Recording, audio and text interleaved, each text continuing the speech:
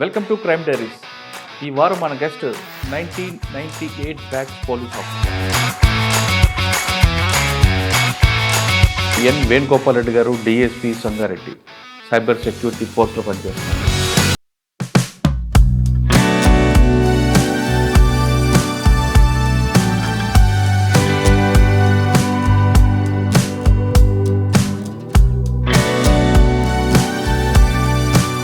వచ్చాము యూనివర్సిటీలో చదువుకొని డైరెక్ట్గా సొసైటీకి ఏమైనా చేయాలంటే పోలీసు దీన్ని చూజ్ చేసుకోవడం జరిగింది. ఫస్ట్ పోస్టింగ్ ఎక్కడ వచ్చింది? శివంపేట నాకు ఫస్ట్ పోస్టింగ్. మీకు ఫస్ట్ వచ్చిన ఛాలెంజ్ ఏంటి? అప్పుడు ఎక్కువ ఎక్స్ట్రీమిజం, ఎక్కువగా మోస్ట్ ఆఫ్ ది టైం ఫారెస్ట్లోకి వెళ్ళి. కరోనా టైంలో మీరు పబ్లిక్ ఏం సర్వీస్ చేశారు? నిజంగా కూడా టఫెస్ట్ జాబ్ అంటే corona time. Entire police station effect అయింది. ఇద్దరు కానిస్టేబుల్ తోటి పోలీస్ స్టేషన్ అంతా నడిచింది. సైబర్ క్రైమ్ అనేది ఇలాగే ఇష్యూ సార్ట్అవుట్ చేసుకెళ్తుంటారు. దీని ఎఫెక్ట్ ఎంత అవుతుంది వరల్డ్ వైడ్గా, ఇండియాలో, స్టేట్లో అనేది తెలుసుకోవట్లేదు. విక్టిమ్స్ నేను ఒక్కనే, నా దగ్గర నుంచి ఒకటే డబ్బులు పోయినాయి అన్నట్టుంది. వరల్డ్ వైడ్గా cyber criminals per annum $8 to $9 trillion కొలగొచ్చు. ఇండియాలో ప్రతిరోజు 35-40 కోట్లు కొలగొచ్చు. ఫెడెక్స్ వాటికి ఎలాగా కాల్ చేస్తారు, వాడు ఏ విధంగా మోసం చేస్తాడు? ఫెడెక్స్ కొరియర్ ఇక్కడ మీకు పార్సెల్ వచ్చింది, ముంబై ఎయిర్పోర్ట్లో మేము పట్టుకున్నాము. దీంట్లో డ్రగ్స్ ఉంది. You are under digital arrest. మీ బ్యాంక్ స్టేట్మెంట్ షేర్ చేయమంటారు. ఎంత క్రైమ్ జరిగినాక ఎంత తొందరగా కాంటాక్ట్ చేస్తే 1930 కాల్ చేస్తే ఆగిపోయే అవకాశాలు 90% ఉన్నాయి. సైబర్ క్రిమినల్స్ బారిన మనం పడకుండా ఉండాలంటే ఏంటి? మనము అత్యాశ నెంబర్ 1. నెంబర్ 2, మన దాంట్లో ఎనీ లింక్స్ని మనం టచ్ చేయవద్దు. మనం అన్నిటికీ కూడా మొబైల్స్లో మన అదే ఓటీపీ పెడతాం, జీపేకి అదే పెడతాం, ఫోన్పేకి అదే పెడతాం, వైఫైకి అదే పెడతాం. సాంగ్ సెక్యూరిటీ పాస్వర్డ్లు పెట్టుకోవాలి, మల్టీ అథెంటికేషన్ ఉన్న సెక్యూరిటీ పాస్వర్డ్లు పెట్టుకోవాలి. అయిన తర్వాత రికవర్ అవుతుంది అంటారా? రికవర్ ఒకవేళ అయితే ఎన్ని రోజుల్లో బాధ్యతకు డబ్బులు వస్తాయి? ఎంత తొందరగా విక్టిమ్ కాల్ చేస్తారో దాన్నే 0 hour అంటారు. ఆగిపోయే అవకాశాలు 90%.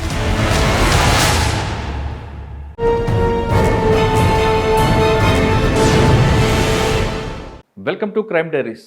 ఈ వారం మన గెస్ట్ 1998 బ్యాచ్ పోలీస్ ఆఫీసర్, పేరు ఎన్ Venugopal Reddy garu, DSP Sangareddy, cyber security ఫోర్స్లో పనిచేస్తున్నారు. సాధారణంగా గతంలో దొంగలు అనగానే ఫలానా వ్యక్తి చేశారు, వీళ్ళు చేశారు, వాళ్ళు చేశారంటూ గతంలో వాళ్ళని తీసుకొచ్చి ఇంటర్గేట్ చేస్తే ఆ ఇష్యూ బయటపడేది. కానీ ప్రస్తుతం ట్రెడిషనల్ క్రైమ్ నుంచి వైట్ కాలర్ రెఫరెన్స్ తర్వాత ఇప్పుడు ప్రస్తుతం సైబర్ క్రైమ్కి వచ్చింది. ఎక్కడో ఉంటాడు, కంటికి కనిపించకుండా, కనీసం కర్ర కూడా వాడకుండా కోట్లాది రూపాయలు కొలగొడుతున్నారు సైబర్ క్రిమినల్స్. అటువంటి కేసులు ప్రస్తుతం తెలంగాణలో ఎక్కువగా మోతారు. ఎక్కువ నమోదుతున్న కేసుల్లో బాధితులు బాగా చదువుకున్న వాళ్ళు ఉంటే, నేరం చేసే వ్యక్తి కనీసం 10th కూడా పాస్ కాని వ్యక్తులు కనబడుతున్నారు. అంటే ఏమి చదువురాని వ్యక్తి చేతిలో మోసపోతుంది చదువుకున్న వాళ్ళే. దానికి ప్రధాన కారణం ఏంటి? ఇప్పుడు తెలంగాణ రాష్ట్రంలో సైబర్ క్రైమ్ ఎన్ని రకాలుగా ఉంది? కేవలం లాటరీ ఫ్రాడ్తో ప్రారంభమైన సైబర్ క్రైమ్ నైజీరియన్ ఫ్రాడ్గా అవతరించి దాని తర్వాత ఎన్ని రూపాలు చెందింది, అందులో మనం మోసపోకుండా ఉండాలంటే ఏం చేయాలి విషయాల్ని వేణుగోపాల్ రెడ్డి గారిని తెలుసుకుందాం. సార్ నమస్తే అండి. నమస్తే మురళి గారు. సార్, సైబర్ క్రైమ్ గతంలో మనం అనుకున్నట్టుగా ట్రెడిషనల్ క్రైమ్ అనగానే ఒక దొంగతనం జరిగింది, వాడు పలానా సామాజికం పట్టుకొచ్చారు. తర్వాత వైట్ కాలర్ రెఫరెన్స్ అయిపోయింది సైబర్ క్రైమ్. వాడి కంటికి కనిపించడు, కోట్లాది రూపాయలు తినేస్తున్నాడు, బ్యాంకుల ద్వారా వెళ్ళిపోతుందండి. అటువంటి వ్యక్తులు క్రైమ్ని జరగకుండా ఉండాలంటే, అంటే పట్టుకోవడం, ఇంటరాక్షన్ చేయడం, దొరకడం, ప్రాపర్టీ దొరకడం అనేది కొంచెం పెద్ద ప్రాసెస్. కాబట్టి అసలు ముందే మనం అందులో పడకుండా ఉండాలంటే, మనం విక్టిమ్ కాకుండా ఉండాలంటే ఏం చేయాలి? ఇప్పుడు తెలంగాణ రాష్ట్రంలో ఏ తరహా సైబర్ క్రైమ్ ఎక్కువగా జరుగుతున్నాయి, దీనికి ప్రధాన కారణం ఏంటి? ఈ 3 ప్రశ్నలకు సమాధానం చెప్పే ముందు, వేణుగోపాల్ రెడ్డి గారు బై ఛాన్సా బై చాయిసా పోలీస్ డిపార్ట్మెంట్ రావడానికి మీ ఫ్యామిలీ బ్యాక్గ్రౌండ్ ఏంటి? ఫ్యామిలీ బ్యాక్గ్రౌండ్ వ్యవసాయము, అగ్రికల్చరిస్ట్. మా ఫాదర్. ఎక్కడ నేటివ్? అది నల్గొండ జిల్లా, నిడవనూరు మండల్, ముకుందాపురం విలేజ్. ఓకే. రైతు కుటుంబ నేపథ్యం. ఉద్యోగం కావాలి, యూనివర్సిటీకి వచ్చాము, యూనివర్సిటీలో చదువుకొని ఒక ఉద్యోగం సంపాదించుకున్నాం. ఆబ్వియస్లీ పోలీస్ అనగానే అప్పుడు ఇంట్రెస్ట్ ఉంటుంది అండ్ సమాజానికి ఏమైనా చేయాలి, ఇదైతే రైట్ ప్లాట్ఫామ్ అనేది కూడా ఈ రిక్రూట్మెంట్ అప్పుడు టీచరు ఇది కాకుండా ఇదైతే పబ్లిక్లో ఉంటాము, కోఆర్డినేషన్ ఉంటుంది అందరికీ. డైరెక్ట్గా సొసైటీకి ఏమైనా చేయాలంటే పోలీసు ఏ ప్లాట్ఫామ్ మీద అయినా ఉండగలిగేదని దీన్ని చూజ్ చేసుకోవడం జరిగింది. ఫస్ట్ పోస్టింగ్ ఎక్కడ వచ్చింది? నేను ఇదే జిల్లాలో, అప్పుడు ఉమ్మడి జిల్లా ఉండేది మెదక్ జిల్లా, శివంపేట నాది ఫస్ట్ పోస్టింగ్. శివంపేటలో మీకు డిపార్ట్మెంట్లో రాగానే శివంపేట వెళ్ళగానే మీకు ఫస్ట్ వచ్చిన ఛాలెంజ్ ఏంటండి? అప్పుడు ఎక్కువ ఎక్స్ట్రీమిజం ఉండేది. ఇప్పట్లాగా ఈ మీరు చెప్పిన సైబర్ క్రైమ్స్ కానీ ఈ వైట్ కాలర్ అఫెన్సెస్ కానీ ఉండేది కాదు. మేము జిల్లాకు వచ్చిన కొత్తలో ఎక్కువగా మోస్ట్ ఆఫ్ ది టైం ఫారెస్ట్లో గడిపినాం. అప్పుడు రెగ్యులర్గా రిమోట్ విలేజ్, పేదరికం ఇవన్నీ ఉంటాయి. దానికి ఆ టైప్ హర్ట్ కేసెస్, మర్డర్ కేసులు ఇట్లాంటివి ఉండేవి, కానీ పెద్దగా సెన్సేషనల్ క్రైమ్స్ ఏమి ఉండేవి కావు అప్పుడు. ఓకే, శివంపేట దగ్గరలో ఒక పోలీస్ స్టేషన్ కూడా అటాక్ అవుతుంది నాకు తెలుస్తుంది. శివంపేటలోనే ఈ డిఎస్పి అండ్ ఒక సిఐ బాలసుబ్రహ్మణ్యం గారని డైరెక్టర్ రిక్రూటెడ్ డిఎస్పి, ఆ డిఎస్పి గారి మీద ఒక ఇన్స్పెక్టర్ అండ్ ఒక 7 క్యాజువాలిటీ అయ్యారు ల్యాండ్ మైన్స్ పెట్టి. అంటే మీరు వెళ్ళేసరికి అయిపోయింది. మేము దాని తర్వాత ఇంకొక ఎస్ఐ చేసిన తర్వాత మేము వెళ్ళాము. మీరు చెప్పిన పోలీస్ స్టేషన్ ఏం పాపన్నపేట. అవును, అప్పుడు మీరు ఉన్నారా? లేదు, ఇంకా నేను ఎంటర్ కాలేదు అప్పుడు. మెదక్ జిల్లాకి ట్రైనింగ్లో ఉన్నాను. పాపన్నపేట అటాక్ అయింది. అది ఒక కేస్ స్టడీగా కూడా చెప్తుంటారు గ్రౌండ్స్లో కానీ ఇక్కడ మనకి పోలీసులో కానీ కేస్ స్టడీగా కూడా అది చెప్తుంటారు. కాకుండా కేస్ స్టడీస్ కూడా మా వాళ్ళు చెప్పేది కళ్ళకి కట్టినట్టే చెప్తారు. ఎట్లా ఆ టైంలో ఎట్లా జరిగింది ఏంది ఏం గుర్తుందా? ఉంది, బట్ దాంట్లో ఉంది చెప్తారు. దాని ప్రకారంగానే మేము ఆ డేస్లో సర్వైవల్ కాగలిగినాం అంటే అట్లాంటి కేస్ స్టడీసే. సో మళ్ళీ నెక్స్ట్ ఏం మిస్టేక్స్ చేయొద్దు అని చెప్పేసి అవన్నీ ప్రికాషన్స్ తీసుకుంటాం. మోస్ట్ ఆఫ్ ది సర్వీస్ అంతా ఎఫెక్టెడ్ ఏరియాస్లో పనిచేశాను యాజ్ ఏ ఎస్ఐగా. సార్ శివంపేట తర్వాత నేను పాపన్నపేటే పోయాను మీరు చెప్పినట్టు. అంటే అప్పటికి ఆల్రెడీ అయిపోయింది కాబట్టి బిల్డింగ్ కూడా న్యూ బిల్డింగ్ కట్టారు, కొత్తగా కట్టారు. అక్కడేం ఛాలెంజ్ ఏమన్నా? అప్పుడు సేమ్ ఇదే అండి. అప్పుడు ఎక్స్ట్రీమిజం ఉండేది, పొలిటికల్గా ఉండే ఇష్యూస్ తప్ప పెద్దగా ఏముండేది కాదు. ఊర్లలో జరిగే క్రైమ్స్ అవే ఉంటాయి కదా, పక్కన వాళ్ళతోటి కొట్లాటలు అవి. ఓకే, పాపన్నపేట తర్వాత ఇంకా నేను పాపన్నపేట తర్వాత జగదేవ్పూర్ పోయాను. జగదేవ్పూర్ పోలీస్ స్టేషన్ ఆ టైంలో చౌహాన్ సార్ ఉండేది మా ఎస్పీ గారు. చౌహాన్ సార్ ఎస్పీ గారు ఉండేది మాకు. ఆ టైంలో బాగా నక్సలిజం ఎక్కువ ఉండేది. ఆ టైంలో కూడా కూంబింగ్లు కథ మొత్తం సేమ్ స్టోరీ. కాకుంటే అప్పుడు ఎస్పీ గారు ఇంట్రెస్ట్ తోటి ఈ గ్రామాలను దత్తత తీసుకోవటం, ఎక్స్ట్రీమిజం ఉన్న ప్రాంతాల్లో డెవలప్మెంట్స్ చేయటం, ఒక విలేజ్ని అడాప్షన్ తీసుకొని పనిచేయమనేవాళ్ళం. అక్కడ పోయి మనం ఆ పబ్లిక్కి కావాల్సిన వాటర్ ఫెసిలిటీ ఏమున్నది, అక్కడ ఏమేమి నీడ్స్ అవసరం, ఏమేమి వాళ్ళకి ఇష్యూస్ ఉన్నాయని షార్ట్అవుట్ చేసి కౌంటర్ పార్ట్స్ తోటి రెవెన్యూ వాళ్ళతోటి ఎస్పీ గారి లెవెల్లో చేసేవాళ్ళు. అది చేసి ఆ రెవెన్యూ వాళ్ళ కోఆర్డినేషన్ చేసి అక్కడ కావాల్సిన ఫెసిలిటీస్ కల్పించేవాళ్ళు. అంటే ప్రజల్లోకి వెళ్తే ఇష్యూస్ షార్ట్అవుట్ చేయొచ్చు. Yes, exactly. ఇప్పుడు వాళ్ళు ఎందుకు వస్తారు? గవర్నమెంట్ మీద వ్యతిరేకతతోటి. తీవ్రవాదం ఎప్పుడు ఉంటుంది, నక్సలిజం అనేది. మన ఇక్కడ ఫెయిల్యూర్స్ ఏమున్నాయో వాళ్ళు తీసుకుంటారు.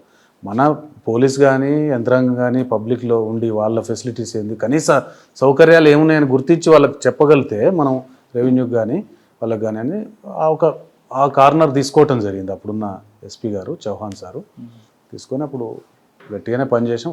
ఒక సాటిస్ఫాక్షన్ కూడా ఉంది, జాబ్ సాటిస్ఫాక్షన్. మాందాపూర్ అనే ఒక విలేజ్, ఇది మాందాపూర్, జగదేవ్పూర్ మండల్లో మాందాపూర్ అనే ఒక విలేజ్. ఓకే, ఆ విలేజ్ని అడాప్షన్ తీసుకున్నాం మేము జగదేవ్పూర్లో ఉన్నప్పుడు. అక్కడ అప్పుడు నిజంగా కూడా చెప్పాలంటే డొమెస్టిక్ ఎలక్ట్రిసిటీ లేదు వాళ్ళకి. డొమెస్టిక్ ఎలక్ట్రిసిటీ అంటే సింగిల్ ఫేస్ ఈ సిలిండర్స్ లాగా ఉంటాయి ట్రాన్స్ఫార్మర్స్, అవి పెట్టాలి. ఇవాళ ఏంటి అగ్రికల్చర్ 3 ఫేస్ అవన్నీ ఉండటం, ఎలక్ట్రిసిటీ కూడా డొమెస్టిక్ లేదు. ఏఈకి చెప్పటం, లెటర్ రాయటం, త్రూ ఆఫీసర్స్ రాయటం, అక్కడ డొమెస్టిక్ పర్పస్లో ఎలక్ట్రిసిటీ కనెక్షన్స్ ఇప్పించటం. ఒక 200 హౌజెస్ ఉండేది పాపులేషన్. వాళ్ళందరికీ ఒక 75-80 వరకు హౌస్ సైట్స్ ఇప్పించాం రెవెన్యూ వాళ్ళతోటి. గవర్నమెంట్ ల్యాండ్ ఉంటే అది ఐడెంటిఫై చేసి వాళ్ళకి హౌస్ సైడ్స్ ఇప్పించాం. స్టిల్ ఇప్పుడు వాళ్ళు ఇల్లు కట్టుకొని ఉంటున్నారు. వాళ్ళు రేషన్ షాపు నాకు బాగా గుర్తు. రేషన్ షాప్ తీసుకోవాలంటే 2 కిలోమీటర్స్ మునిగడ పని ఒక విలేజ్ పోయి రేషన్ షాప్ తీసుకోవాల్సి ఉంది. అంటే రేషన్ తీసుకురావాల్సింది. రోడ్డు కూడా సరిగా ఉండేది కాదు. ఆ రేషన్ షాప్ మనం ఎందుకు సబ్ కౌంటర్ పెట్టియకూడదని డీలర్ని తెచ్చి పెట్టాం. సబ్ కౌంటర్ డీలర్ని పెట్టియటం జరిగింది. అది ఎమ్మటే ఆర్డీఓ గారు టేకప్ చేసి అక్కడ డీలర్ షాపే అక్కడ 200 కార్డ్స్ ఉంటేనే ఇస్తారు ఓకే రేషన్ షాప్ అనేది. ఎమ్మటే మేము చేసింది వాళ్ళు అప్రిషియేట్ చేసి అక్కడ ఒక రేషన్ షాప్ పెట్టడం జరిగింది. అదే రేషన్ డీలర్ స్టిల్ మాకు మాట్లాడుతుంటారు. ఇప్పటి వరకు కంటిన్యూ అవుతున్నాడు. తర్వాత ఎక్కడికి వచ్చారండి జగదేవ్పూర్ తర్వాత? నేను జగదేవ్పూర్ తర్వాత మెదక్ రూరల్ పోయాను. That is also remoted. తండాస్ ఉంటాయి ఎక్కువ. సేమ్ అక్కడ మనం పనిచేసిన ప్రాంతాలన్నీ పేదరికంతో ఉండేవి. తర్వాత అంటే మెదక్ తర్వాత దాని తర్వాత రూరల్ తర్వాత గజ్వేల్ వచ్చాను. రామచంద్రపురం యాజ్ SI2 పనిచేశాను. పటాన్చెరులో SI2గా చేశాను. ఆ నుంచి నేను ప్రమోషన్ మీద ఇన్స్పెక్టర్ అయ్యి మహబూబ్నగర్ టౌన్, పరిగి, ఆమన్గల్ చేశాను. దెన్ తర్వాత మళ్ళీ BDL బానూర్, పటాన్చెరు చేశాను ఇన్స్పెక్టర్గా. పటాన్చెరు నుంచి ఇన్స్పెక్టర్గా DSP అయ్యాను. ఓకే అక్కడే ఇన్స్పెక్టర్ అయ్యాను, అక్కడే DSP అయ్యాను. అక్కడే SI, అక్కడే ఇన్స్పెక్టర్, అక్కడే పటాన్చెరు DSP అవుతారు ఇప్పుడు. సార్ పటాన్చెరు మెదక్ చూసారు. మెదక్ క్రైమ్కి మహబూబ్నగర్ క్రైమ్కి తేడా ఏంటండి? క్రైమ్ నేచర్ మారుతుందా? పబ్లిక్ యాటిట్యూడ్ మారిందా? ఖచ్చితంగా ఉంటుంది క్రైమ్ ఇంపాక్ట్. రూరల్లో ఉండే క్రైమ్ సపరేటు, అర్బన్ ఏరియాలో ఉండేది. Patancheru nothing but urbanisation. Cyberabad, Hyderabad కమిషనరేట్లలో పటాన్చెరు కూడా అంతే. మిక్స్డ్ కమ్యూనిటీ ఉంటుంది. ఇండియా నుంచి మొత్తం ఆల్ ఓవర్ ఇండియా నుంచి లేబర్ కానీ, ఎంప్లాయ్మెంట్ కానీ, ఫ్యాక్టరీస్ ఉంటాయి. ఇట్లా పనిచేయడానికి వస్తారు. ఈ క్రైమ్ ఎక్కువగా ఫ్లోటింగ్ ఏరియా. అదే రూరల్లో అయితే ఆ విలేజర్సే ఉంటారు, అప్పుడప్పుడు వచ్చిపోయే వాళ్ళు ఐడెంటిఫికేషన్ తెలుస్తుంది. ఇక్కడ లక్షల్లో ఉంటారు కాబట్టి క్రైమ్ ఇది సపరేట్. అన్ని రకాల క్రైమ్ జరుగుతుంది. అంటే మీకు మెదక్ క్రైమ్ బాగుందా? మహబూబ్నగర్ క్రైమ్లో మీకు టఫ్ అనిపించింది? అప్పుడు పనిచేసిన ప్రభావం వేరు, ఇప్పుడు వేరు. అప్పటి డేస్ వేరు, ఇప్పుడు వేరు. ఇప్పుడంతా మీరే చెప్పినారు కన్వెన్షనల్ క్రైమ్ పోయి ఇప్పుడు cyber crime, white collar Mahabubnagar జిల్లాలో 3 పోలీసులు పనిచేశారు. రెండు పోలీసులు. మీకు అక్కడ గుర్తున్న మీకు కేసు ఏమంటారు? అక్కడ సెన్సేషనల్ కేసెస్ మీకు నైట్ హెచ్బీలు ఉంటాయి కదా? హెచ్బీలు ఉంటాయి అంతే. టౌన్లో హెచ్బీలు ఉంటాయి. కమ్యూనల్లీ సెన్సిటివ్, అలర్ట్ ఉండాలి ఎనీ టైం. మీరు డిటెక్ట్ చేసిన కేసులు గుర్తుందా కదా? నేను షార్ట్ టైం చేశాను టౌన్లో. ఆమన్గల్లో చేశాము.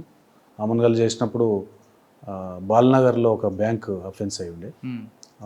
బ్యాంక్ అఫెన్స్ అయినప్పుడు SP గారు టీమ్స్ ఫామ్ చేసినప్పుడు ఆ టీంలో గ్రామీణ బ్యాంక్ APGB బ్యాంక్, దాంట్లో నేను గంగాధర్ ఇన్స్పెక్టర్ ఉండే. అక్కడ గంగాధర్ ఇన్స్పెక్టర్, నేను టీమ్స్ ఫామ్ అయ్యి కొంత పని చేయడం జరిగింది. క్లూస్ కూడా లీడ్ మేమే ఇవ్వగలిగినాం. మురుగన్ అని చెప్పేసి ఒక అఫెండర్, తమిళనాడు. కానీ అన్ఫార్చునేట్లీ అది తర్వాత కాలంలో పరిశోధనలో సైబరాబాద్ పోలీసులు దాన్ని తీసుకోవటం జరిగింది. సైబరాబాద్ వాళ్ళు డిటెక్ట్ చేశారు. అది ఇప్పుడు మురుగన్ వ్యక్తి బ్యాంకులు దొంగతనం చేసి తీసుకెళ్లి చెన్నై వెళ్ళి సినిమాలు తీస్తుంటాడు. అవును, వాళ్ళ మేనల్లుడి కోసం. అవును, మీకు చెప్పాడా అసలు? చెప్పాడు మేనల్లుడి కోసం. కానీ సినిమా తీయలేదు, వాడు కూడా జైలు పాలాడు, వీళ్ళు జైలు పాలాడు. తర్వాత చనిపోయాడు అనుకుంటా. చనిపోయాడు, ఎయిడ్స్. తర్వాత మేమే PT వారెంట్ మీద తీసుకొచ్చి ప్రొడ్యూస్ చేసాం బాల్నగర్ కేసులో. దాంట్లో అదొక కేసు. తర్వాత ఎక్కడికి వచ్చారు? వాళ్ళు మెదక్ వచ్చారా? అదే సంగారెడ్డి, బానూరు వచ్చాం. బానూరులో ఏముంటుందండి కేసులు? Banuru light police station. Civil matters ఎక్కువ ఉంటాయి, ల్యాండ్ డిస్ప్యూట్స్ ఎక్కువ కదా బానూరు. ఇష్యూస్ ఉంటాయి. ల్యాండ్ డిస్ప్యూట్స్లో ఉన్న దాంట్లో పోలీస్ ఏం చేయలేదు. ల్యాండ్ డిస్ప్యూట్స్ ఏది ఉంటే రికార్డు పరంగా అది చేస్తారు. రెవెన్యూని బాగా పాటు చేసి తీసుకుంటాం. పటాన్చెరులో ఏం గుర్తుంది మీకు? పటాన్చెరులో సెన్సేషనల్ కేసెస్ అంటే నేను రాకంటే ముందు నేను బానూరులో ఉన్నప్పుడు ఒక కేసు డిటెక్ట్ చేశాం. ఇక్కడే రుద్రారంలో ఒకటి రోడ్ మీద మర్డర్ చేస్తారు. PDS రైస్ బ్యాచ్ని దాంట్లో మనం ఒక అతన్ని గుల్బర్గా నుంచి తీసుకురావడం జరిగింది, ఒక అతన్ని పూణేలో పట్టుకురావడం జరిగింది. అది కూడా ఇన్పుట్ నేనే ఇవ్వటం జరిగింది. అది రోడ్డు మీద ముత్తూట్ ఫైనాన్స్ ఆర్సీపురం. మీకు రాలేదు. బట్ ముత్తూట్ ఫైనాన్స్ కూడా మన ట్రాక్లో CC కెమెరాస్ అన్నీ బానూరు ఏరియా నుంచే పోయేది. అది గుల్బర్గా పోయినప్పుడు. పటాన్చెరులో మీరు పనిచేస్తున్న టైంలో మీకు ORR దగ్గర ఒక ఇష్యూ జరుగుతుంది. కార్పేలో వస్తారు, కాల్పులు జరిపి పారిపోతుంటారు. ఆ కేసు మీ దగ్గర జరిగింది. ఎగ్జాక్ట్లీ ఇప్పుడు అదే చెప్దాం అనుకుంటున్నాం, మీరు అది చేశారు. అది గొర్రెలు. గొర్రెలు అమ్మి డబ్బులు మహారాష్ట్ర నుంచి రాజస్థాన్ నుంచి తీసుకొస్తుంటారు ఇక్కడికి మన హైదరాబాదు సంతకి తీసుకొస్తుంటారు. ట్రాన్స్పోర్ట్ చేసేదంతా వ్యాపారస్తులు అక్కడ కొనుక్కొని ఇక్కడికి వచ్చి ఇక మన చెంగిచెర్ల కానీ ఓల్డ్ సిటీలో అక్కడ అమ్ముతుంటారు. ఈ క్రమంలో అదొక గ్యాంగ్ ఫామ్ అయ్యారు వాళ్ళు, మహారాష్ట్ర వాళ్ళు గ్యాంగ్ ఫామ్ అయ్యి అందులో ఓల్డ్ అఫెండర్ కూడా ఒక అతను ఉన్నాడు. ఆ గ్యాంగ్ ఫామ్ అయ్యి ఒక వెహికల్లో టాటా స్కార్పియోలో మహీంద్రా స్కార్పియోలో వస్తారు. వచ్చి దీనికి అడ్డం పెడతారు, వెహికల్కి అడ్డం పెట్టేసి దీంట్లో ఉన్న క్లీనర్ని, ఫార్మర్స్ ఎవరైతే ఉన్నారో వాళ్ళని, డ్రైవర్ని వేసుకుంటారు. వీళ్ళ బండిలో డ్రైవర్ని ఉంచుకుంటారు. వీళ్ళ బండిలో వేసుకొని డ్రైవర్ని కూడా ఉంచరు, డ్రైవర్ని కూడా వాళ్ళ బండిలో ఎక్కించుకొని తీసుకొని కంప్లీట్ వీళ్ళు ఓఆర్ఆర్ ఎక్కారనుకోండి, రాజనగర్ సైడ్ పోతేనేమో ఇటు మేడ్చల్ సైడ్ వీళ్ళని తీసుకెళ్ళి ఇదంతా అమ్మేసి వాళ్ళు ఒక బండి ఒక దగ్గర అబాండన్ చేస్తారు. అట్లా మన దగ్గర 2 కేసులు అయినాయి. 2 కేసులు డిటెక్ట్ చేశాం. లీడ్ ఎక్కడ వచ్చిందంట? లీడ్ టెక్నికల్ లీడ్స్ ఎవరో వాళ్ళు ఏదో ఒకటి వదిలిపెడతారు కదా క్రైమ్ జరిగిన లీడ్, టెక్నికల్ లీడ్. ఇంకే గుర్తున్నాయి పటాన్చర్లో? అది బిజీ యాక్సిడెంట్ ప్రోన్ ఏరియా, రెగ్యులర్గా మీరు అన్నట్టు వైట్ కాలర్ అఫెన్సెస్ అది ఇది cyber crime. Narayana college issue ఒకటి అయింది కదండి, అది ఇష్యూ నేను లేను, దాని తర్వాత వచ్చాను. నారాయణ కాలేజ్ ఏమో బానూరు బానూరు ఏరియాలో ఉంటుంది, నేను లేను. అప్పుడు కూడా బానూరులో వెళ్ళాను. ఇక్కడ కానిస్టేబుల్ సమ్ స్ట్రెచర్ గన్. పటాన్చర్లో మీరు పనిచేసిన సమయంలో కరోనా వచ్చింది. అవును, కరోనా టైంలో మీరు పబ్లిక్ ఏం సర్వీస్ చేశారు? నిజంగా కూడా టఫెస్ట్ జాబ్ అప్పుడు కరోనా టైంలో. పోలీస్ చాలా ఫ్రంట్ లైన్లో ఉంది. రోడ్డు మీద పోయే వాళ్ళకు ట్రాన్స్పోర్టేషన్ లేకుండా, నడిచిపోయే వాళ్ళు ఉండేవాళ్ళు, టైంకి ఫుడ్ లేకుండా. ఆ టైంలో మన ఫోర్స్ కూడా చాలా ట్రబుల్స్ ఫేస్ చేసింది. ఎంటైర్ పోలీస్ స్టేషన్ ఎఫెక్ట్ అయినాం మేము. కరోనా మొత్తం పోలీస్ స్టేషన్ అంతా ఎఫెక్ట్ అయినాం, including my self, detective inspector. ఒకరో ఇద్దరు కానిస్టేబుల్ తోటి పోలీస్ స్టేషన్ అంతా నడిచింది ఆ టైంలో, బాగా గుర్తు. పబ్లిక్ అయితే వాళ్ళని ముట్టుకోవటానికి బంధువులు కూడా దగ్గర పోరు, కానీ రోడ్డు మీద పోయే వాళ్ళకు ఫుడ్ ఫెసిలిటేషన్స్ ఇవన్నీ కూడా కల్పించేవాళ్ళం. అంటే మీకు ఆ సర్వీస్ బాగా ఎక్స్పీరియన్స్ అయిందా? ఎక్స్పీరియన్స్. ఓకే, తర్వాత ఎక్కడికి వచ్చారండి? పటాన్చర్ నుంచి promotion, DSP cyber security bureau. మీ పోస్ట్ ఏంటి ఇక్కడ? ఇక్కడ నేను డిఎస్పీ D4C అంటే district cyber crime coordination centres. అంటే సంగారెడ్డి డిస్ట్రిక్ట్ అంతా మీ కంట్రోల్ ఉంటుంది. Cyber crime coordination, strength control కాదు ఇది. గుర్తుంచుకోవాల్సింది ఏంటంటే ఇది Telangana state, Telangana cyber security bureau కింద పనిచేస్తాం. సైబర్ సెక్యూరిటీ బ్యూరో సెటప్ ఎట్లా ఉంటుందంటే, అక్కడేమో హెడ్ ఆఫీసు మన సిటీ కమాండ్ కంట్రోల్లో ఉంటుంది, డైరెక్టర్, 2 SPలు అండ్ సెటప్ ఉంటుంది. డిస్ట్రిక్ట్స్లో 6 other than tri commissionerates 6 commissionerates ఉంటాయి.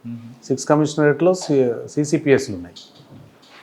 డిస్ట్రిక్ట్స్లో D4C సెంటర్స్ ఉన్నాయి. D4Cలో నేను డిఎస్పీగా ఉన్నాను, ఇన్స్పెక్టర్ గారు, ఇంకా ఇతర సిబ్బంది ఉంటారు ఇక్కడ. ఓకే, ఇక్కడ జరిగే సైబర్ క్రైమ్ పోలీస్ స్టేషన్లు ఏమేమి నమోదవుతున్నాయి, ఏమేమి కోఆర్డినేషన్ చేయాలి, మేమేమి వాళ్ళకి లాజిస్టిక్స్ ప్రొవైడ్ చేయాలి, మేము వాళ్ళకి ఏమి ఇన్పుట్ ఇవ్వాలి, లీడ్ ఏమి ఇవ్వాలి, వాళ్ళకి అన్ని సలహాలు D4C నుంచి SP గారి కోఆర్డినేషన్ తోటి ఇస్తుంటాం. సార్, మామూలు క్రైమ్ అనుకోండి, ట్రెడిషనల్ క్రైమ్ అనగానే పలానా వాడు తెలుస్తుంది.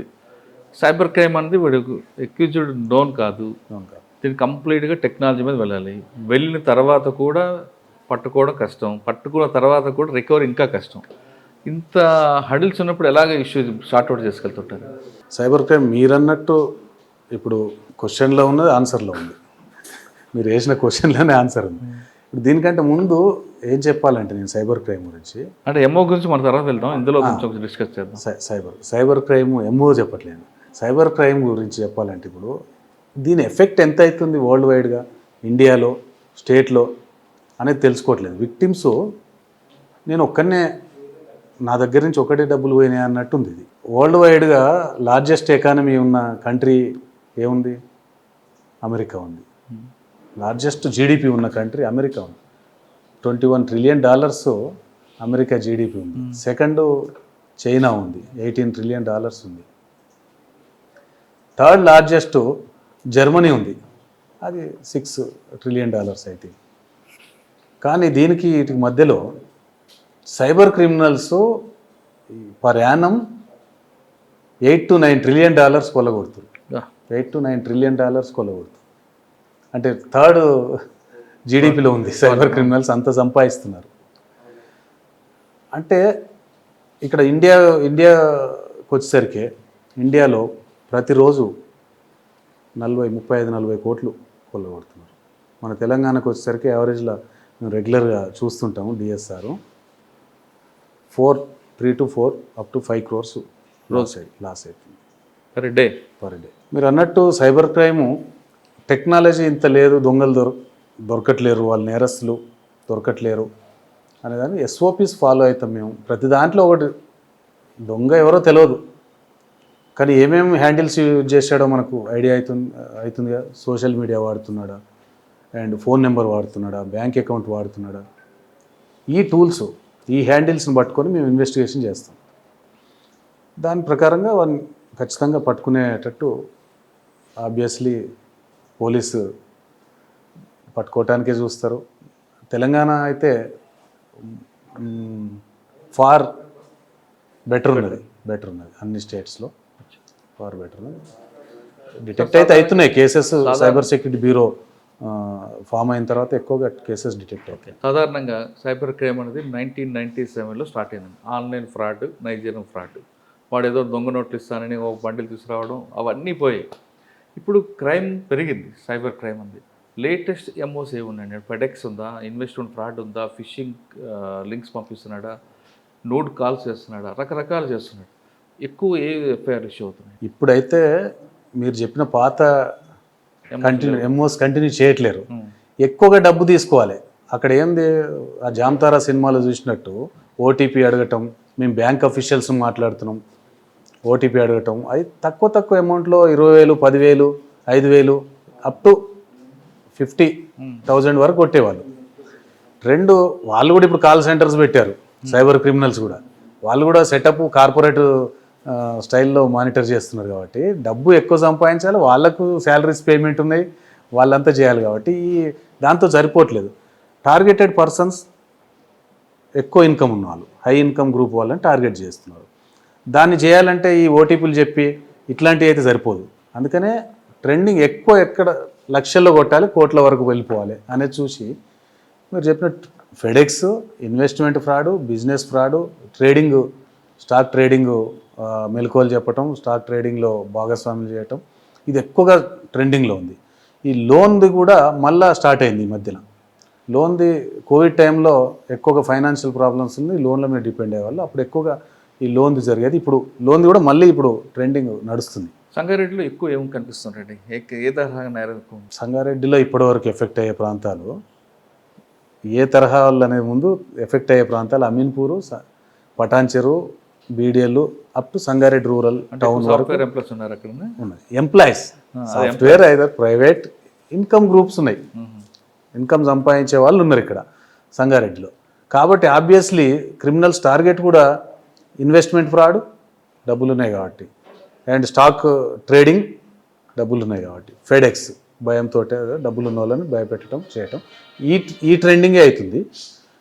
మీరు అన్నట్టు ఆ ఓటీపీ ఫ్రాడు, కేవైసీ, ఇవన్నీ కూడా ఒక 1 year బ్యాక్ అయిపోయినాయి, ఇవి నడుస్తున్నాయి. సార్, ఫస్ట్ ఫెడెక్స్ వాటి ఎలాగా కాల్ చేస్తారు, వాడు ఏ విధంగా మోసం చేస్తాడు, మనం ఆ మోసంలో పడిపోకుండా ఉంటే ఏం చేయాలి?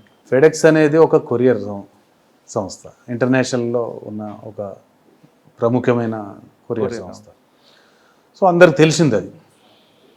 ఇక్కడ ఒక 2-3 రకాలు ఉన్నాయి ఇందులో. ఒకటేమో ఫెడెక్స్ కంపెనీ నుంచి కాల్ చేస్తున్నాం మేము, ఫెడెక్స్ కంపెనీ మీద రైడ్ అయింది, నార్కోటిక్స్ బ్యూరో వాళ్ళు రైడ్ చేశారు, అన్నీ చెక్ చేసినారు. అందులో ఈ ఒక పార్సిల్లో కాంట్రాబ్యాండ్ దొరికింది, ఉంది. అది ఎండిఎంఏ అని ఒక ఐటమ్ ఉంది, లేదంటే గంజాయి ఉంది, లేకుంటే హెరాయిన్, కొకైన్ ఇది ఉందని చెప్పేసి మాకు వాళ్ళు చెప్పినారు. మీకు వచ్చింది ఇది, దీని మీద మీ ఫోన్ నెంబర్ ఉంది, మీ ఆధార్ నెంబర్ ఉంది, అన్నీ ఉన్నాయి అని కాల్ చేస్తారు. కాల్ చేయగానే ఇతను ప్యానిక్ అవుతాడు. ఇది ఒకటి. లేదు, ఫెడెక్స్ కొరియర్ ఇక్కడ మీకు పార్సెల్ వచ్చింది, ముంబై ఎయిర్పోర్ట్లో మేము పట్టుకున్నాము, మేము కస్టమ్స్ నుంచి మాట్లాడుతున్నాం, పట్టుకున్నాం, you will get call from ED and CBI వస్తుంది మీరు అని చెప్తారు.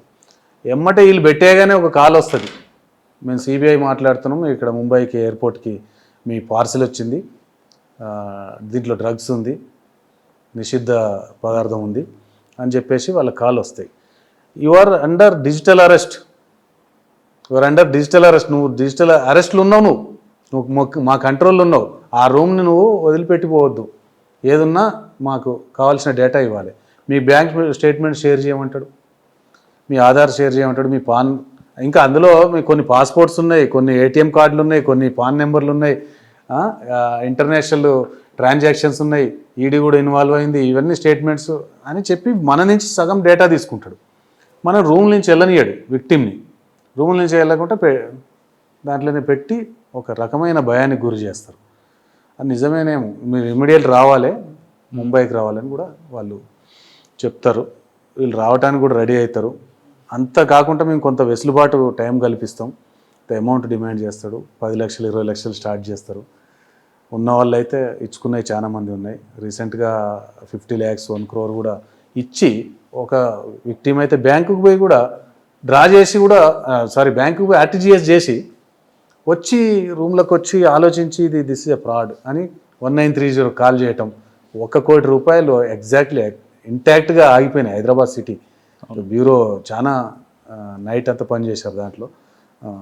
అక్కడ హోల్డ్ కావటం జరిగింది, రీఫండింగ్ కూడా కావటం జరిగింది. కొంతమంది ఎమ్మటే వాళ్ళు అవగాహనకు వచ్చి మనం విక్టిమైజ్ అయ్యామంటే ఎమ్మటే కాల్ చేస్తారు, లేకుంటే విక్టిమైజ్ అయిపోతున్నారు. ఇదొక ఫెడెక్స్ స్కామ్లో అయితే ఇదే జరుగుతుంది. సార్, అటువంటి కాల్స్ వచ్చినప్పుడు మనం ఎలా దాని నుంచి బయటపడాలి? అసలు మనకి సంబంధం లేదు అది. యాక్చువల్గా దీంట్లో మనం ఎక్కడ కొరియర్కి మనకు రావట్లేదని తెలుసు, మన బ్యాంక్ ట్రాన్సాక్షన్స్ కానీ ఫెయిర్ ఉన్నాయని తెలుసు. ఒక భయపడాల్సిన అవసరం లేదు. నాకు తెలిసి అయితే అట్లాంటి కాల్స్ వచ్చినప్పుడు ఎవరికైనా తెలిసిన వాళ్ళకి పెట్టేసేయాలి. వాళ్ళు ఎంత పెడతారంటే ఇప్పుడు ఇమీడియట్లీ వీడియో కాల్కి రమ్మంటారు, స్కైప్ డౌన్లోడ్ చేసుకోమంటారు, స్కైప్ లేదంటే స్కైప్ డౌన్లోడ్ చేసుకుంటారు. అంటేనే ప్రెషర్ పెడుతున్నారు. పోలీస్ అయితే అంత ప్రెషర్ పెట్టదు. ఈడీ కానీ, పోలీస్ కానీ, సిబిఐ కానీ, నార్కోటిక్ బ్యూరో కానీ, డిఆర్ఐస్ కానీ ఎవ్వరు ప్రెషర్ పెట్టరు. ఒకటి ఆలోచించాలి, కామన్ సెన్స్ ఉపయోగించాలి. ఆ టైంలో ప్యానిక్ కావద్దు. ఒక 2 నిమిషాలు సరిపోతుంది ఇది ఫేక్ కాల్ అని తెలుసుకోవటానికి. అంతే, జాగ్రత్తగా ఉండాలి అంతే. మీరు ఇందాక చెప్తున్నట్లుగా మన ఫోన్ నెంబర్లు, మన ఆధార్ నెంబర్లు, పాన్ నెంబర్లు అడిగి తీసుకుంటుంటాడు కదా, అంటే వాడు మన ద్వారా చెప్పించుకుంటాడా, లేదా మన డేటా ఆల్రెడీ వాడి దగ్గర ఉంటుందా? మన డేటా 2-3 రకాలుగా ప్రైవేటు వెబ్సైట్లలో దొరుకుతుంది. మనం ఇచ్చే డేటా ఉంటుంది, షాపింగ్ మాల్స్లో కానీ ఉంటుంది, ఇంటర్నెట్లో ఏదైనా మనం ఎన్రోల్ అయ్యేటప్పుడు మన డేటా అంతా ఇస్తాము. మన ఆధార్ కార్డు, మన పాన్ కార్డు, బ్యాంకు డీటెయిల్స్ కూడా ఎన్రోల్ అయ్యేటప్పుడు, సబ్స్క్రైబ్ చేసుకునేటప్పుడు డేటా ఇస్తాం. ఇంకా పోతే కొన్నిసార్లు మనం ఇచ్చిన డేటాను స్టార్టప్ కంపెనీస్ ఉంటాయి, ఆ స్టార్టప్ కంపెనీస్లో కూడా తీసుకుంటారు. ఆ స్టార్టప్ కంపెనీస్ కొన్ని రోజులకు మూసేస్తారు. డేటా డిఫరెంట్ మార్కెట్లో వెబ్సైట్లకు పోయి, అది డార్క్ వెబ్సైట్లకు కూడా పోతుంది ఇప్పుడు. సో డేటా మనం ఇచ్చేదే, మనం తీసుకునేదే, వాళ్ళకి మనకు తెలియకుండా ఇస్తున్నాం. ఈవెన్ షాపింగ్ మాల్ కూడా పోతే అది అంతా రాసిన దాకా మనకు బిల్ చేయడు, అవసరం లేదంటే కూడా ఇన్సిస్ట్ చేస్తాడు. సార్, ఒకటి ఫెడెక్స్ చెప్పారు, ఇంకొక తరహా ఇన్వెస్ట్మెంట్ ఫ్రాడ్. చెప్పండి. Job fraud, investment fraud. వీటిలో జాబ్ ఫ్రాడ్ అయితేనేమో పార్ట్ టైం జాబ్ కావాలా మీకు, మీరు పని చేస్తున్నా పర్లేదు, ఏదైనా పార్ట్ టైం జాబ్ రోజుకి 4 నుంచి 5 వేలు సంపాదించవచ్చు అంటారు పార్ట్ టైం జాబ్. ఇది ఇన్స్టాగ్రామ్లో, ఫేస్బుక్లో, సోషల్ మీడియా ప్లాట్ఫామ్స్లో ఇవి హోస్ట్ అయి ఉంటాయి. వాళ్ళు దాన్ని నథింగ్ బట్ ఇది ఫిషింగే. వేసినా ఎవరన్నా దొరికినోడు దొరుకుతాడు. వేలల్లో లక్షల్లో చూసినా విక్టిమ్ ఒక 3-4 చాలు వాళ్ళకి. చూసినప్పుడు ఆ క్లిక్ చేస్తారు. ఆ లింక్ క్లిక్ చేయగానే ఈయనని వాట్సాప్కో, టెలిగ్రామ్కో అది టర్న్ చేసేస్తారు. దాంట్లో ఒక 200-300 మంది గ్రూప్లో యాడ్ అయి ఉంటారు already. He is also one of the member in that group, WhatsApp కానీ టెలిగ్రామ్ కానీ. ఆ గ్రూప్లో వేరే వాళ్ళందరూ చాటింగ్ చేస్తుంటారు. నేను ఈరోజు ఇంత సంపాదించిన, అంత సంపాదించిన, ఇతనికి ఏదో సంథింగ్ జరుగుతుంది అక్కడ అనుకుంటాడు. ఇతనికి దాంట్లో మెసేజ్ వస్తుంది, hi, how can I help you అని అంటది. I need a part time job as per ఆ లింకులో చూపించినట్టు అని ఈయన అంటాడు. ఓకే, ఫస్ట్ మీరు ఒక పార్ట్ టైం జాబ్ అంటే ఒక లింక్ ఇస్తారు, దాంట్లో రివ్యూస్ రాయండి, రేటింగ్ ఇవ్వండి, ఏదో స్టార్ హోటల్స్కో లేకుంటే ఏదైనా కంపెనీకో అడుగుతారు. నేను అంతా చేస్తుంటాడు. చేసినాక ఈయనకు ఒక డిజిటల్ వ్యాలెట్ అకౌంట్ క్రియేట్ అయి ఉంటుంది.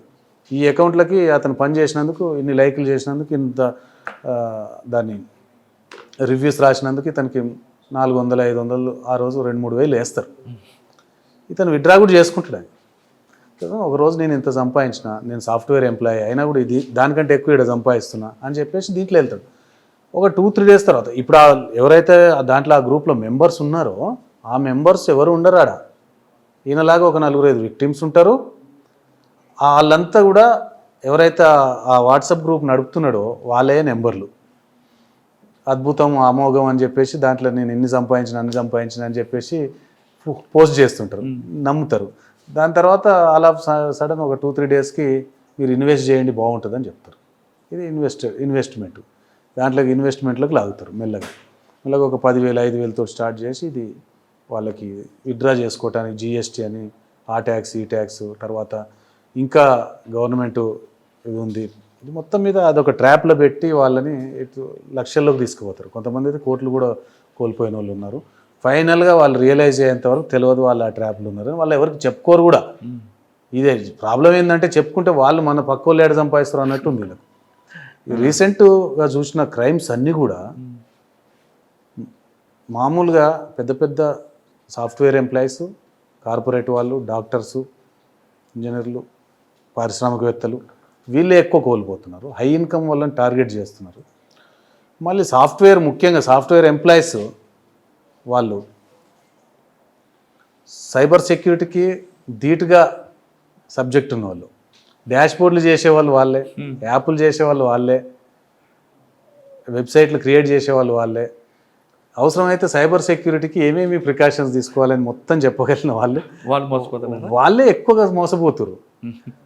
మన దగ్గర నిన్న ఒక సాఫ్ట్వేర్ ఎంప్లాయీ అంటున్నాడు, ఇట్లా ఎన్ని రోజులు సంపాదిస్తాం సార్, ఇదేదో బాగుందని అందులో పెట్టాను, హ్యూజ్ అమౌంట్ ఈ లాస్ట్. అంటే ఆయనకు తెలియదు ఇది జెన్యూన్ అని అనుకొని పెట్టాడు. అంటే దీంట్లో ఆశపడటం, తొందరపాటు, భయము, అన్ని రకాలని వాళ్ళు వాడుకొని సైబర్ క్రిమినల్స్ వీళ్ళని టార్గెట్ చేస్తారు. సాఫ్ట్వేర్ ఎంప్లాయీస్ ఎక్కువగా నష్టపోతున్నారు. ఈ ట్యాక్స్లని అదే విత్డ్రాయల్స్కి ఆ డిజిటల్ వ్యాలెట్లో డబ్బులు కనపడుతుంటే విత్డ్రా చేసుకోవాలి. ఓకే, ఆ తరహా మోసాలకు మనం పడకుండా ఉంటే దాని రెమెడీ ఉత్తర రావు కదా సార్. డబ్బులు ఊరికేనే రావు కదా. డబ్బులు వస్తున్నాయంటేనే మనం అప్లికేషన్ పెట్టకుంటేనే ఉద్యోగం వస్తుంది. ఇక్కడ నువ్వు ఎక్కడ పెట్టలేదు, నువ్వు Naukri.comలో ఎక్కడో పెట్టింది కూడా లేదు, నువ్వు అప్లికేషన్ పెట్టావంటాడు, తీసుకుంటాడు. అంటే దీనికి మోసపోకుండా ఉండాలంటే ప్రికాషన్స్ వాళ్ళకే మనము ఎక్కువ సంపాదించవద్దు. తప్పుడు మార్గాల్లో ఇవంతా షార్ట్ కట్ కదా, ఈజీ ఎర్నింగ్ మనీస్. దీంట్లో ఇదంతా ఫ్రాడ్ ఉంది, ఫేక్ అని అంచనా వేసుకోగలుగుతారు వాళ్ళు. అదే ఈజీ మనీ అత్యాశతోటే జరుగుతున్నాయి, లేదా జెన్యూన్ అని నమ్ముతారు కొన్ని, అట్లా కూడా మోసపోతున్నారు. కాకుండా ఒక లెవెల్కి వెళ్ళినాక నీకు వ్యాలెట్లో కనిపిస్తుంది క్లియర్గా 20 లక్షలు 50 లక్షలు నీకు చూపిస్తుంది, నువ్వు 5 రూపాయలు విత్డ్రా చేయలేనప్పుడు నువ్వు ఎందుకు రియలైజ్ కావట్లేవు? సో ఎప్పుడు కూడా మనం చాలా ఇట్లాంటివన్నీ ఇంత వైడ్ పబ్లిసిటీ ఇస్తుంది, గవర్నమెంట్ ఇస్తుంది, బ్యూరో ఇస్తుంది, వేరే NGOs ఇస్తున్నారు, కార్పొరేట్ సెక్టర్ అందరు ఇస్తున్నారు, ఇచ్చినా మోసపోతున్నారు. సార్, ఇన్వెస్ట్మెంట్ ఫ్రాడ్ తర్వాత ఇంకొక తరహా మోసం జరుగుతుంటుంది. అదే ఇప్పుడు ఇవన్నీ హై ఇన్కమ్ గ్రూప్ వాళ్ళని పెడతారు. ఏది investment fraud, FedEx, job fraud, ఇవన్నీ కొంచెం డబ్బులు ఎక్కువ ఉన్న డేటా అంతా తీసుకొని 10 lakhs ఏవో ఎవడుకున్నాయి అవి కూడా టార్గెట్ చేస్తారు. అదే ఇంకా మిడిల్ క్లాస్ వాళ్ళకి ఇప్పుడు APK ఫైల్ పంపటం, QR కోడ్. బ్యాంకులు పంపిస్తుంటాయంటే APK ఫైల్ అని బ్యాంక్స్ పంపవు. ఏ బ్యాంకు కానీ ఏ గవర్నమెంట్ ఆఫీషియల్స్ కానీ APK ఫైల్స్ పంపవు. ఇప్పుడు జరిగేది ఏంటంటే ట్రెండింగ్ క్రైమ్ తీసుకుంటారు వాళ్ళు, ట్రెండింగ్ సబ్జెక్ట్ తీసుకుంటారు. సైబర్ క్రిమినల్స్ ఏం చేస్తారు, ఏదైతే ట్రెండ్ నడుస్తుంది, రుణమాఫీ నడుస్తుంది. మన రుణమాఫీ టైంలో బ్యాంకు రుణమాఫీ ఇస్తుంది, గవర్నమెంట్ రుణమాఫీ ప్రకటించింది, బ్యాంకు వస్తాయి. ఆ టైంలో గవర్నమెంట్ ఆఫీషియల్స్ అడిగినట్టు, బ్యాంక్స్ అడిగినట్టు ఒకటి ఫైల్ పంపిస్తారు, APK ఫైల్ పంపుతారు. రీసెంట్గా యూనియన్ బ్యాంక్ అని, SBI బ్యాంక్ అని చెప్పేసి రైతులే కాదు అందరికి పోతాయి మెసేజ్. ఒకరికి ఒక ఫైల్ ఏం చేస్తుంది, ఒక కస్టమర్, ఒక క్లయింట్కి పంపిస్తారు, ఒక ఎవరో ఫోన్ ఉన్నవాడికి పంపిస్తారు. పంపగానే అతను ఏం చేస్తాడు, ఇది రుణమాఫీకి సంబంధించిందని ఓపెన్ చేస్తారు. ఓపెన్ చేయగానే ఈయన వాట్సాప్ నుంచి మెసేజ్లు ఆయన గ్రూప్లో, ఆయన లింకులో, ఆయన కాంటాక్ట్లో ఎన్ని ఉంటే అన్నిటికీ ఆ APK ఫైల్ వెళ్ళిపోతుంది. ఈయన వాట్సాప్ అది డీయాక్టివేట్ అయిపోతుంది, నడవదు. దీంతో ఏంది, ఈయన ఫోను వాళ్ళే కంట్రోల్ వెళ్ళిపోవటం, వీళ్ళ యూపీఐ ఐడీస్ కానీ అవి కానీ దొరికిపోవటం, వీళ్ళ పాస్వర్డ్లు దొరికిపోవటం, ఇట్లా అందరికీ వెళ్ళిపోతాయి. ట్రెండింగ్ ఏది ఉంటే దాన్ని ఆ సబ్జెక్ట్ని పట్టుకొని ప్రధానమంత్రి కిసాన్ యోజన ఇది ఒకటి, రీసెంట్గా ప్రజావాణిలో కంప్లైంట్ చేసేటోళ్ళే కూడా వాళ్ళు డేటా తీసుకొని వాళ్ళకు కూడా పంపటం, స్టేటస్ దాని గురించి. ఈ ఏపీకే ఫైల్ అనేది, ఏపీకే ఫైల్ అంటేనే అనాథరైజ్డ్ ఫైల్, మనకు తెలియంది దాన్ని క్లిక్ చేయొద్దు, దాన్ని క్లిక్ చేసినా దాన్ని యాక్సెప్ట్ చేయొద్దు, దాన్ని చేస్తే మన ఫోన్ వాళ్ళ కంట్రోల్కి పోతుంది. Okay, APK file. APK file. Next nude calls వస్తుంటాయి, సడన్గా వీడియో కాల్ వస్తుంది. Nude calls, video call on చేయగానే ఒక లేడీ నుంచి మాట్లాడుతుంటారు, ఒక 10 నిమిషాల తర్వాత పోలీసులను ఫోన్ చేస్తుంటారు. నిజమేనంటారు, అది ఫాల్స్ అంటారా? 100% జరుగుతుంది ఆ క్రైమ్. న్యూడ్ కాల్స్లో ఎట్లుంటుందంటే 2 రకాలు ఉంటాయి. వీళ్ళు విక్టిమ్స్ ఎక్కువగా ఫోన్ సైట్స్ బ్రౌజ్ చేస్తుంటారు, ఆ డేటా కూడా వీళ్ళు ఏమేమి బ్రౌజ్ చేస్తున్నారు ఎవరెవరు అని చెప్పేసి తీసుకొని అట్లాంటి వాళ్ళని టార్గెట్ చేయటం. రెండోది నార్మల్గా ఫోన్ నెంబర్ల మీద కాల్ వచ్చేస్తుంది, వీడియో కాల్ వస్తుంది, డైరెక్ట్ వీడియో కాలే వస్తుంది. ఆ వీడియో కాల్ వచ్చినప్పుడు వీళ్ళు ఆన్ చేస్తారు, ఆ నెంబర్లు కూడా తీసుకుంటారు వాళ్ళు. లేడీస్కి అయితే జెంట్స్కి అయితే లేడీస్, ఇట్లా జరుగుతుంది. Most of the victims male. ఇందులో లేడీస్ నుంచి వచ్చినట్టు ఒక కాల్ వస్తుంది, ఈయన ఆన్సర్ చేస్తాడు, మాట్లాడుతుంది. కొద్దిసేపు అయిన తర్వాత మెల్లమెల్లగా ఫస్ట్ దీంట్లో వాట్సాప్ మెసేజో టెలిగ్రామ్ మెసేజో వస్తాయి, hi how are you, chat చేసిన తర్వాత లెట్స్ చాట్ అని దాంట్లోకి తీసుకెళ్తారు వీళ్ళను. సెక్సువల్గా పోదాం అని చెప్పేసి ఆ మూడ్లోకి తీసుకుపోగానే వీళ్ళు ఓకే అని చెప్పేసి అంటారు. వీడియో కాల్ వస్తే డైరెక్ట్ వచ్చినవి ఉంటాయి, ఇట్లా చాట్ చేసినవి ఉంటాయి. వీళ్ళు తర్వాత అడ్రస్ గమ్మంటారు, వీళ్ళను చేస్తారు. చేసిన తర్వాత అవతల వాళ్ళు ఏదో ఫోన్ సైట్లో ఉన్న వీడియోని పెడతారు వీళ్ళకు. వాళ్ళేమి డైరెక్ట్ అడ్రస్ గారు, ఫోన్ సైట్లో ఉన్నవి తీసుకొచ్చి వీళ్ళకి పెడతారు. పెట్టగానే వీళ్ళు అడ్రస్ అవుతారు. అడ్రస్ అయ్యి వీళ్ళు ఆ టెంప్ట్లో వెళ్ళిపోతారు. అది వాళ్ళు వీడియో చేస్తారు, వీడియో రికార్డ్ చేసి అది కట్ అయిన తర్వాత వీడియో ఇతనికే పంపుతారు.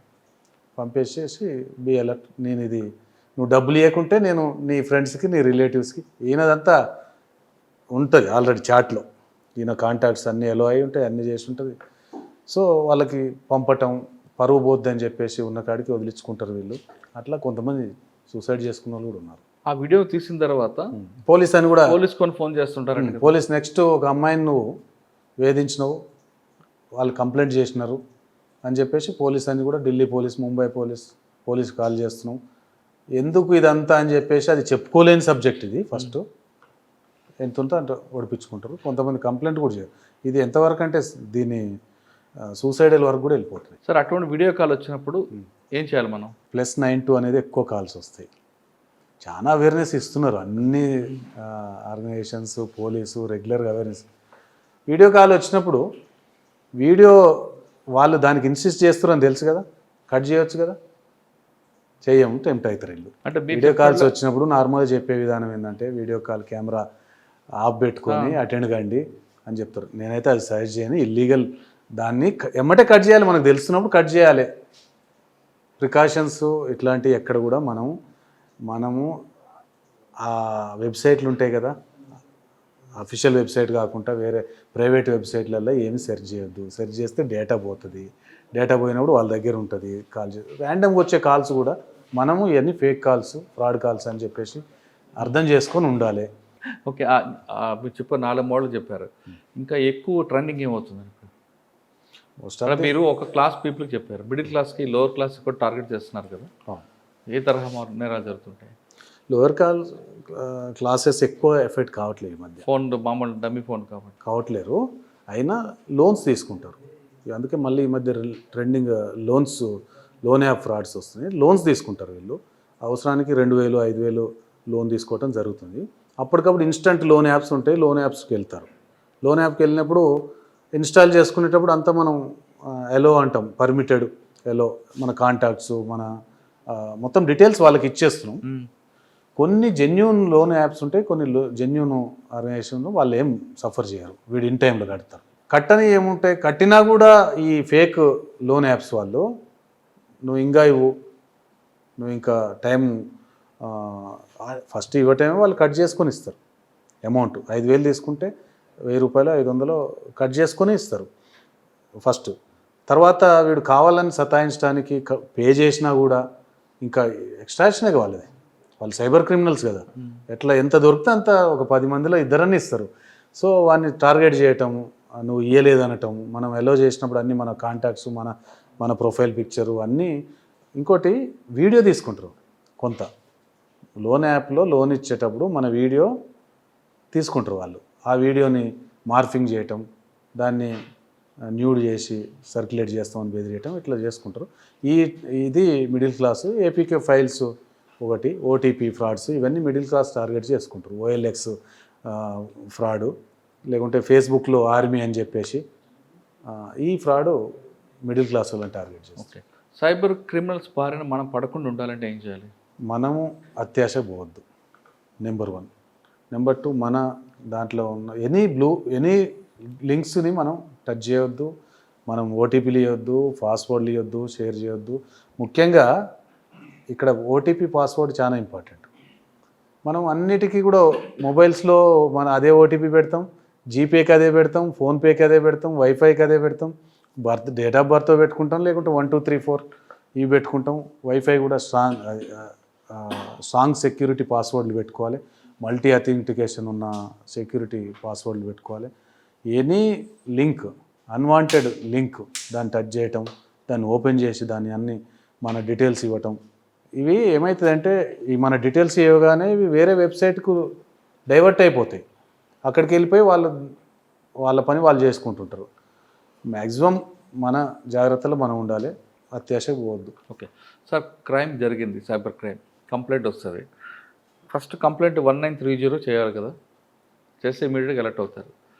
అయిన తర్వాత రికవర్ అవుతుంది అంటారా? రికవర్ ఒకవేళ అయితే ఎన్ని రోజుల్లో బాధితులకు డబ్బులు వెళ్తాయి? ఎనీ క్రైమ్ జరగగానే 1930 కానీ పోర్టల్ ఉంటుంది, ఎన్సీఆర్బి పోర్టల్, www.cybercrime.gov.in వెబ్సైట్లోకి పోయి కంప్లైంట్ చేయటం కానీ చేయాలి. దీన్ని ఇప్పుడు ఒక క్రైమ్ జరిగినప్పుడు ఒక అఫెండరు ఒక 10 లక్షలు ఒక దగ్గర తీసుకున్నాడు, కొట్టేసినంటే ఉంచడు. 10 అకౌంట్స్లకు 1 lakh పంపుతాడు. పంపగానే 10 ATM సెంటర్స్ దగ్గర రెడీగా ఉంటారు. అవన్నీ కరెంట్ అకౌంట్స్ పెట్టారు వాళ్ళు కూడా, చాలా వాళ్ళేమో ఎస్బీ అకౌంట్స్లలో లేరు. కరెంట్ అకౌంట్స్ పెట్టి 1 lakh లిమిట్ ఉంటుంది కాబట్టి డ్రా చేస్తారు, లేదా థర్డ్ లేయర్కి ట్రాన్స్ఫర్ చేస్తారు. సో ఎంత క్రైమ్ జరిగినాక ఎంత తొందరగా విక్టిము కాల్ చేస్తారో దాన్నే 0 hour అంటారు. ఇమ్మీడియట్లీ కాంటాక్ట్ చేస్తే 1930 కాల్ చేస్తే ఆగిపోయే అవకాశాలు 90% ఉన్నాయి. అది కూడా దానికి ఇంత టైం అని చెప్పలేము. First 1 hour is affected hour, golden hour. So అందులో 10 నిమిషాలలో కూడా వెళ్ళిపోతాయి. సో కాబట్టి ఫస్ట్ 1 hourలో చేస్తే మనకి రిజల్ట్ ఉంటుంది. హోల్డ్ అవుతాయి నెక్స్ట్ అకౌంట్లలో, ఎక్కడైతే ట్రాన్స్ఫర్ చేయారో అక్కడ హోల్డ్ అవుతాయి. ఈ హోల్డ్ అయిన అమౌంట్ను మళ్ళీ పోలీసు కోర్టు నుంచి వాళ్ళకి రీఫండింగ్ ఇప్పిస్తున్నారు. దాంట్లో ఇప్పుడు మా డైరెక్టర్ మేడం షికాగో మేడం వచ్చిన తర్వాత హైకోర్టు వెళ్ళి స్టేట్ లీగల్ సర్వీస్ అథారిటీ వాళ్ళతోటి మాట్లాడి ఎస్ఓపిస్ ఇప్పించి, డిస్ట్రిక్ట్ లీగల్ సర్వీస్ అథారిటీస్ వాళ్ళకి ఎస్ఓపి సర్క్యులేట్ చేసి 25,000 బిలో ఎవరైతే హోల్డ్ అయినాయో వాళ్ళకి వితౌట్ ఎఫ్ఐఆర్ లోక్ అదాలత్లో సెటిల్ చేయడానికి మంచి ప్రోగ్రామ్ ఇది. ఇంకా డిలే లేకుండా దానికి రీఫండింగ్ చేపిస్తున్నారు. మిగతా అయితే ఎఫ్ఐఆర్ అయ్యి చేస్తున్నారు. As early as possible within no time పెడితే 100% కంప్లైంట్ చేస్తే అయిపోతుంది. ఫ్రీ చేయని అమౌంట్ మీరు బిలో 25 అంటే లోకల్ అదాలత్లో నో వితౌట్ ఎఫ్ఐఆర్ ఇష్యూ చేపిస్తున్నారు. అబోవ్ 25,000 అనుకోండి, ఆ ఫ్రీ చేయని అమౌంట్ టైం ఎంత పడుతుందండి? ఇది మనము 1 month అయితే ఈజీగా అవుతుంది నాకు తెలిసి. ఎందుకంటే ఇది హోల్డ్ కాగానే మనం బ్యాంక్ స్టేట్మెంట్ తీసుకోవాలి. విక్టిమ్ నుంచి ఏ బ్యాంక్ అకౌంట్కి పోయింది ఆ బ్యాంక్ అకౌంట్ స్టేట్మెంట్ తీసుకుంటాం. మళ్ళీ అతనికి సర్వ్ చేయాలిగా నోటీస్, నీ అకౌంట్లకు ఇన్ని డబ్బులు వచ్చినాయి, దానికి రీజన్ ఏంది, ఎక్స్ప్లెయిన్ విత్ ఇన్ 1 week. దానికి ఒక రిమైండర్ ఇవ్వాలి. It will take 15 days 20 days అవుతుంది. దాని తర్వాత వాళ్ళు జెన్యూన్ అయితేనేమో నాకు పలానా నుంచి వచ్చేది ఉంటే ఇచ్చినారంటారు, లేదంటే ఆన్సర్ అయ్యారు. దాని తర్వాత డ్యూ కోర్స్ మనం కోర్టులో ఫైల్ చేయాలి. ఇప్పుడు ఒకవేళ 1,00,000 రూపాయల అమౌంట్ నేను ట్రాన్స్ఫర్ చేస్తాను, ఆ 1,00,000 ఎక్కడి నుంచి వచ్చిందనే విషయం నేను ఎక్స్ప్లెయిన్ చేయాలి మీకు, రైట్? ఫ్రీ చేయని తర్వాత ఖచ్చితంగా అక్కడ ఇన్కమ్ ట్యాక్స్ వస్తుంది కాబట్టి మాకు వద్దురా బాబు ఈ డబ్బులు అనుకునే వాళ్ళు కూడా ఉంటారు కదా. మీరు అన్నది అది సిస్టమ్ దాంట్లో అవాయిడ్ చేయడానికి. కానీ అతను జెన్యున్ అయితే జెన్యున్ అయితే తీసుకుంటారు. ఎక్కడి నుంచి జెన్యున్ కాకుండా బ్లాక్ మనీ నేను ట్రాన్స్ఫర్ చేశా, మీరు నాకు డీటెయిల్స్ కావాలంటారు. నేను డీటెయిల్స్ చెప్తే ఇన్కమ్ ట్యాక్స్ నా ఇంటికి తలుపు కొడతాడు. ఇవన్నీ తలనొప్పి ఎందుకని బ్లాక్ వదిలేస్తారు. అటువంటి అమౌంట్ ఏం చేస్తారు? I don't think so. నేను ఇప్పుడు మనం మాట్లాడేది సైబర్ క్రిమినల్ దొంగతనం చేసింది ఒక విక్టిమ్ నుంచి వచ్చిన డబ్బులు కదా. అవును, ఇక్కడ అవును. క్రిమినల్ దగ్గర డబ్బులు తీసుకురావడం అనేది ఫ్రీజ్ చేస్తారు, మీరు పక్కా చేస్తారు. కంప్లైంట్ డబ్బులు ఇచ్చినప్పుడు నీ అకౌంట్లోకి ఇంత డబ్బులు వచ్చాయి, నువ్వు ట్రాన్స్ఫర్ చేస్తావు కదా, నీకు ఎక్కడి నుంచి వచ్చాయని క్వశ్చన్ చేస్తారు కదా మీరు కూడా. కంప్లైంట్ కూడా అవును, కంప్లైంట్ ఏం చేయము, సరేనా? అది మన డ్యూటీ కాదు. విక్టిము మనం ఈ పార్ట్నే, అది there is separate wings. Agency enter అవుతుంది కదా, ఐటీ ఉన్నది కదా మనకి. అదే అన్నా, అదేం లేదు, అది ఫ్రీ రిజిస్ట్రేషన్స్ ఎంకరేజ్ చేస్తాం. అంటే బిలో 25 అయితే మీరు ఇమీడియట్ ప్రాసెస్ చేస్తాం. మన జిల్లాలో ఇప్పుడు 250 రీసెంట్ లాస్ట్. మీ దగ్గర సంగారెడ్డి జిల్లాలో ఎన్ని ఎఫ్ఐఆర్లు ఉంటాయి, ఎంత రికవరీ ఉంటుంది? రికవరీ మీన్స్ మనం ఇప్పుడు అదే రికవరీ అంటే పోలీస్ అరెస్ట్ చేసి రికవరీ చేస్తే రికవరీ. ఫ్రీజ్ అమౌంట్ ఇప్పుడు మనకి ఈ ఇయర్లో ఇప్పటికే 2000 ఫస్ట్ హాఫ్ ఇయర్కి మనం 6 monthsకి 2000 కంప్లైంట్స్, 2100 కంప్లైంట్స్ రేజ్ అయినాయి. ఇక్కడ అమౌంట్ మన దగ్గర 15 to 18% ఫ్రీజ్ అవుతుంటుంది. ఫ్రీజ్ అమౌంట్ ఎక్కువ అంటే ఇన్వెస్ట్మెంట్ ఫ్రాడ్ అవుతుందా అంతా? ఇన్వెస్ట్మెంట్ ఫ్రాడే ఎక్కువ. ఫెడెక్స్ కూడా చాలా మందికి అవేర్నెస్ వస్తుంది. ఇదంతా just before I got call CBI me number మరో 2 గంటల్లో డిస్కనెక్ట్ అయిపోతుంది, ఫర్ ఫర్దర్ డీటెయిల్స్ ప్రెస్ 9 అన్నాడు. ఇక్కడే మీరు ఇక్కడికి వచ్చే ముందే నేను ప్రెస్ 9 చేసిన తర్వాత అదేం లేదు, రింగ్ అయింది, అది ఎక్కడ పోయిందో తెలియదు, ఏమైందో తెలియదు. తర్వాత 30 minutesకి నాకు ఒక కాల్ వచ్చింది, I'm from CBI officer, me phone number నుంచి ఇల్లీగల్ యాక్టివిటీస్ జరుగుతున్నాయి, మీ ఫోన్ నెంబర్ నుంచి అని ఇట్లాంటి కాల్స్ వస్తాయి. మీ ఫోన్ నెంబర్ను టెర్రరిస్టులు వాడుతున్నారు, మీరే ఉన్నారు. నాది కట్ అయింది, టెల్ మీ అని గట్టిగా మాట్లాడేసరికి అది కట్ అయింది. ఉన్నది నెంబర్ కూడా చూడవచ్చు, +222 అని ఏదో విపిఎన్ నుంచి మాట్లాడినట్టున్నారు. సో ఈ క్రైమ్ కూడా అవేర్నెస్ వస్తుంది కాబట్టి దీంట్లో కాదు, ఎక్కువగా investment fraud, business, trading plus ఉద్యోగం. వీళ్ళు ఏమనుకుంటున్నారు, నిజంగానే ఇన్వెస్ట్మెంట్ ట్రేడింగ్, నిజంగానే ట్రేడింగ్ యాప్స్ జెన్యున్ లాగానే ఉంటాయి. జెన్యున్ అన్న వీళ్ళు చూడలేరు, కానీ జెన్యున్ లాగానే ఒక డిజిటల్ వ్యాలెట్, వీళ్ళు రోజు డబ్బు చూసుకుంటుంటారు, ఇంకా వాళ్ళ పని కూడా ఆపి ఈ పనిలో ఉన్నారు. రీసెంట్గా మన దగ్గర అయిన 2 క్రైమ్లలో ఇన్వెస్ట్మెంట్ స్టాక్ ట్రేడింగ్ దానికి తీసుకొచ్చిన డబ్బులు 30 రూపీస్ ఇంట్రెస్ట్తో తెచ్చారు. సార్ ఫైనల్గా చెప్పండి, సంగారెడ్డిలో ప్రజలు కానీ తెలంగాణ రాష్ట్రం పబ్లిక్ కానీ సైబర్ క్రిమినల్స్ వైపు చూడకుండా ఉన్నట్టు ఏం చేయాలి? అవేర్నెస్, ప్రికాషనరీ, దీంట్లో నెంబర్ ఆఫ్ అవేర్నెస్ అన్నీ ఇస్తున్నారు. పోలీస్తో పాటు ఎన్జిఓస్ ఇస్తున్నాయి, మీలాంటి మీడియా అవేర్నెస్ ఇస్తున్నారు.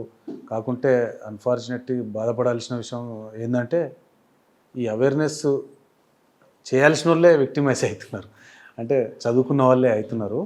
కాబట్టి ఏది కూడా ఓటీపీ షేర్ చేయటం, సివివిలు షేర్ చేయటం, ఏ లింక్స్ కానీ అటు జోలికి వెళ్ళకుండా, ప్రైవేట్ వెబ్సైట్లకు మనం సెర్చ్ చేయకుండా, కస్టమర్ కేర్స్ నెంబర్ సెర్చ్ చేస్తాము, గూగుల్ సెర్చ్ ఇంజిన్లో ఫస్ట్ ఫ్రాడ్ క్రిమినల్స్ నెంబర్స్ ఉంటాయి.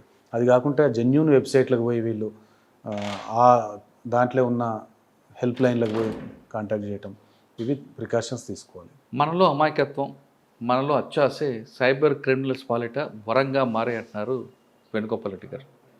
అత్యాస పోతే ఇలాంటి తరహా నేరాలు జరుగుతాయంటే చాలా ఎగ్జాంపుల్ చెప్తున్నారు. కాబట్టి ఇకపై అలాంటి నేరాలు జరగకుండా అంటే మనం వచ్చిన ప్రతి అన్నోన్ పర్సన్ కానీ, గుర్తు తెలియని వ్యక్తులు పంపిన లింక్స్ కానీ, లేదా ఓటీపీలు చెప్పడం కానీ, ఇటువంటి చేయకుండా ఉంటే ఖచ్చితంగా మనం క్రిమినల్స్ పాలిట మనం ఎటువంటి వైపు చూడకుండా ఉంటామని చెప్తున్నారు. ఒకవేళ ముంబై నుంచి కాల్ కానీ, సిబిఐ నుంచి కాల్ కానీ వస్తే భయపడకుండా మీరు గట్టిగా మాట్లాడితే ఆటోమేటిక్గా ఆ ఫోన్ కట్ అవుద్దంటూ తనకు జరిగిన ఎక్స్పీరియన్స్ కూడా వివరిస్తున్నారు. ఇది వేణుగోపాల్ రెడ్డి గారితో ఎక్స్క్లూజివ్ ఇంటర్వ్యూ. వచ్చే వారం మరో గెస్ట్తో మళ్ళీ కలుద్దాం. అంతవరకు నమస్తే. Thank you sir. థ్యాంక్స్.